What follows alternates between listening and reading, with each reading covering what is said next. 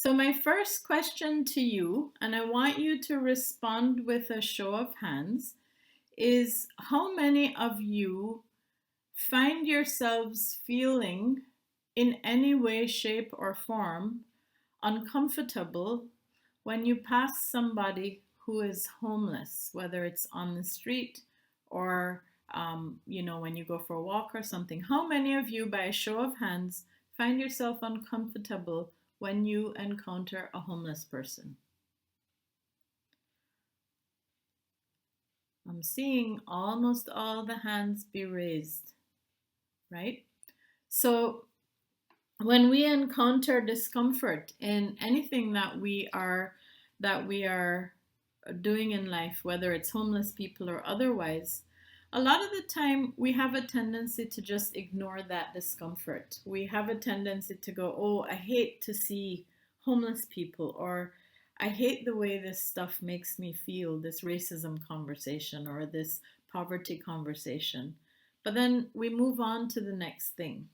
We move on to the next thing. And sometimes that moving on to the next thing means that we have ignored an opportunity for the Spirit to work within us.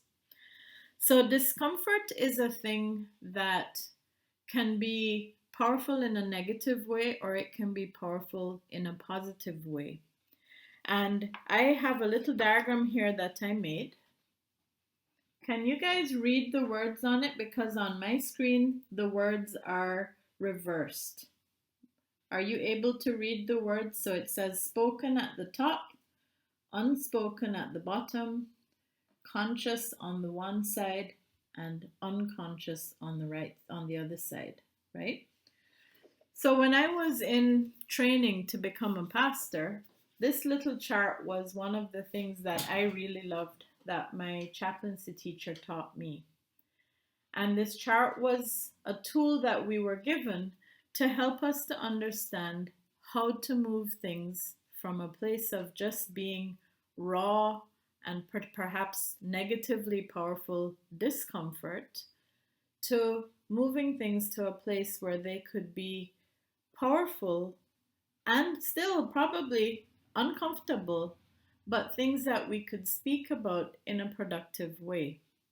And so, if you encounter yourself in some situation down in this part, what I'll call segment A of this chart, where you feel discomfort, you're not quite sure what it's about, you're not quite sure how to deal with it, and your tendency is to want to just move on to the next happy thing, I invite you to give yourself a little bit of time with that discomfort and consider moving yourself through the chart.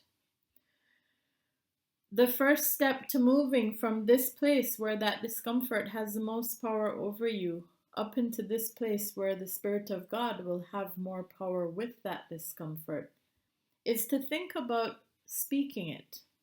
I feel uncomfortable. Like when Hazel and Niall said to me this past week, you know, Pastor, that advice was not as simple as you made it sound about letting homeless people come into our homes. It's complicated. They spoke about it with me. In speaking, in naming your discomfort, you create an opportunity for conversation. And you raise it from that dark and hidden place within your soul of just being raw discomfort to a place where now you can put some handles on it. Now you can perhaps begin to look at it in a deeper way. That conversation could be with another person. Ideally, that's what you would do. But if you don't have somebody to talk about it with, even writing it out can help. There are many questions that you can ask yourself about your discomfort. Why do I feel this way? What's going on with me here? Can I name the feelings? And just talk about what that discomfort is about.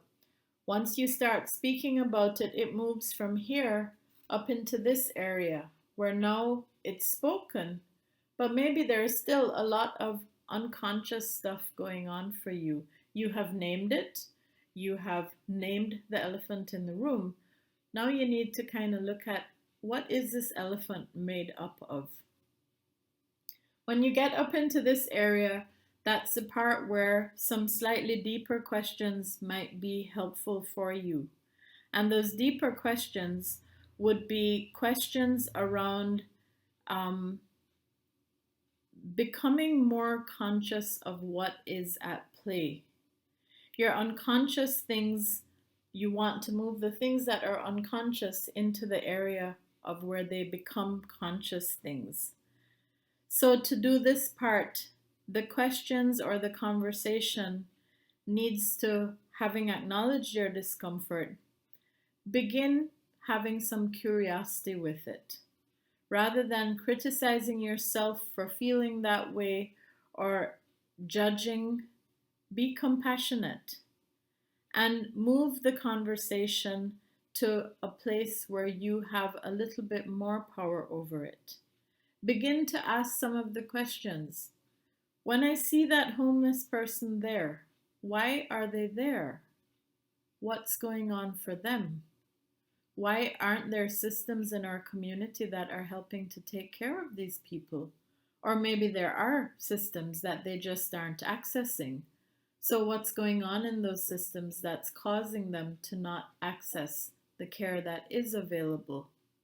When you begin to ask those kinds of questions, digging a little bit deeper, because you've named the elephant in the room and now you can begin to lift up his ears and look under it and lift up his trunk and examine his feet. Now you have moved your problem into this area where your problem is spoken and it also is conscious. And most justice movements, most social justice movements, most work that is done, even in things as simple as the area of climate justice, they are able to have productive outcomes when they are in this area, not when they are in this area. So when I give you a homework assignment and it has a story that I've written that makes you feel uncomfortable, and then it has a scripture that I've given that may or may not make you feel uncomfortable, and it gives you some questions for reflection, the goal that I'm trying to do is I'm really intentionally trying to make you uncomfortable in perhaps a way that isn't named very well. And then I'm really intentionally trying to move you from this place up and over into this place where your discomfort is something you can talk about and be conscious about. So that's the journey that we're on for Lent. This is a little tool. It doesn't look so good on the worship mailout, but I had to do it on the computer and that was not my strong point. And that's a little teaching I want to share with you for today to go along with our Lenten learning journey. So when I send you these stories, I don't want you to stop at the story and go, oh, it's past there in another story. I can't bother to do this. I want you to please do the work, because when we move things, when we respond to that discomfort that the Spirit gives us, and when we do that work, we set the Spirit free to then be much more powerful in the midst of that discomfort. So thank you.